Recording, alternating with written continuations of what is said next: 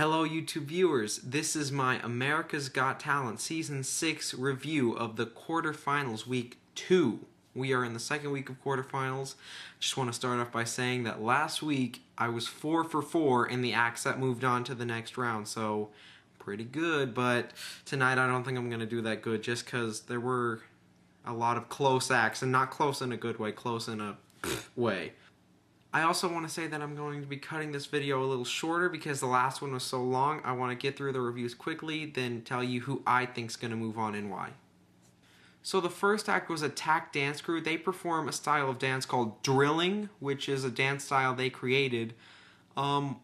It doesn't seem like it's any more spectacular compared to other styles of dance. It just looks like a regular hip-hop routine. And they're not that clean, and they weren't that good tonight, so I don't think they're going to move on. So the next act was Danny Shay. She's the female singer that looks like Justin Bieber. I didn't recognize the song she picked, which was one of the comments that the judges made. They said that you have to pick a relatable song for people to vote for you, which I agree with. She sounded good, the performance was good, but I don't think she has a good chance of moving on. She has a possibility just because there were a lot of other not so good acts that went up, but we'll see. I don't think she reached out to enough viewers. Okay, so the third act was Geechee Guy. He's the comedian who sweat through his suit on his audition. He does the one-liner jokes.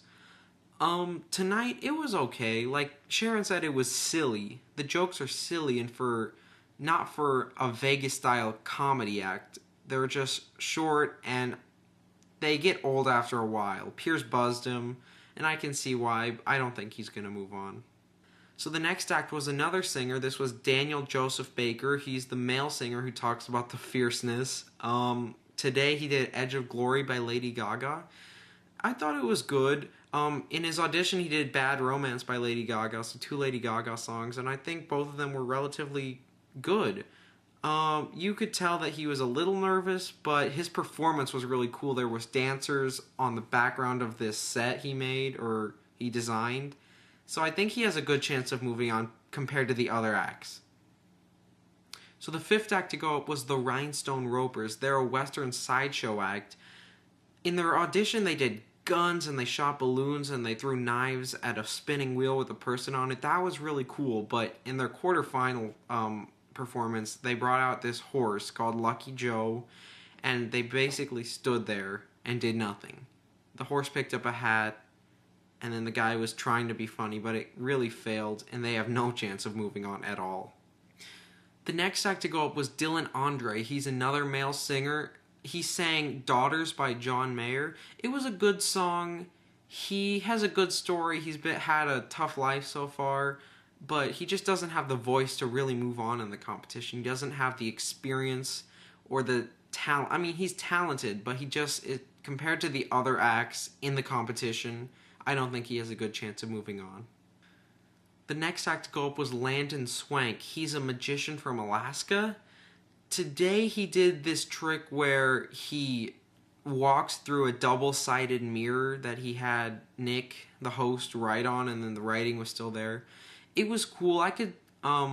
Sharon said she was confused during the act, and I could see that because it was a little slow, and then the trick just kind of happened, and then it was over.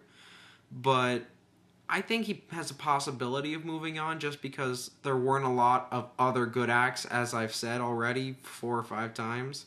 So I think he has a chance. The next act, the Smodgy Bro Riding Show. This was one of the 2 best acts of the night, probably my second favorite compared to one outstanding act that I'll get to later. They are a stunt motorcycle riding show act. It was really good. They stepped up their performance. They remind me a lot of, if you didn't watch last season, Jeremy Van Schoonhoven. He was the bicycle stunt act, not motorcycle, but bicycle. He did similar sets, and he made it all the way to the top 10. So the next act was Thomas John from San Francisco. He's a juggler who's also an entertainer at the same time, kind of a comedic juggler. He was funny in the beginning. He juggled, but then he dropped, and for Pierce, that's an automatic X if you drop it. And then he tried to do more pins, but then he dropped it again, so Sharon buzzed him. He's not going to move on just for the fact that he dropped the pins. And once you drop the pins, if you're a juggler, if you drop something, that's the kiss of death, so you're pretty much out. Okay, the next act to go up is Steven Retchless. He was the male pole dancer who moved on last round. He did a pole dancing routine to, I don't know what song it was, but I thought it was very good. Very good. He stepped it up. He had dancers in the background this time. He did more dancing on the floor compared to pole, but then again his pole moves were spectacular as usual. Piers buzzed him just because Piers has a thing against that guy. I really don't know why, but I think for the fact that Piers buzzed him, he's kind of going to be at a disadvantage for moving on, but I think that he still has a good chance just because a lot of the other acts were not that good, and he was really good, and Sharon and Howie gave him a lot of praise, so. The next act to go up was Mona Lisa, probably my favorite act personality-wise. They are a duo of twin sisters who sing. They did God Bless the Broken Road by Rascal Flatts.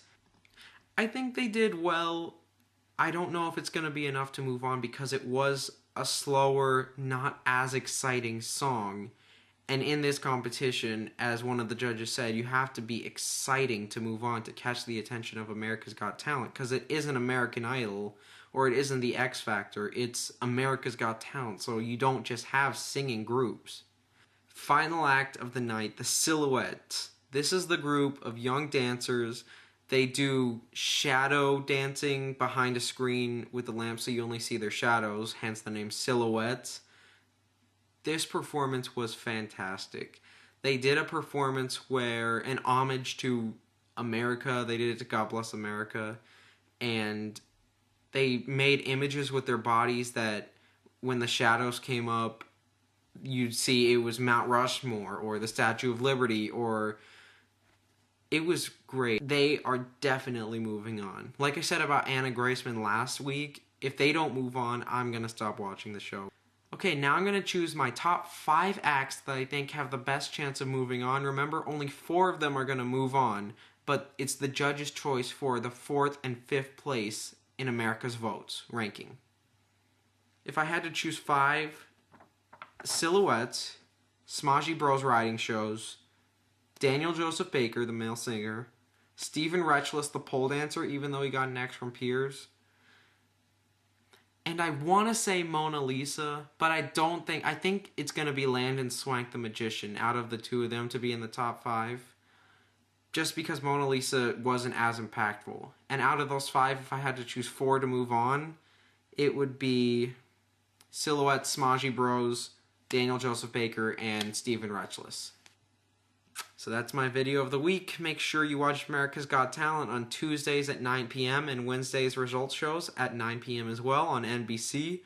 Watch my videos every Tuesday night or Wednesday.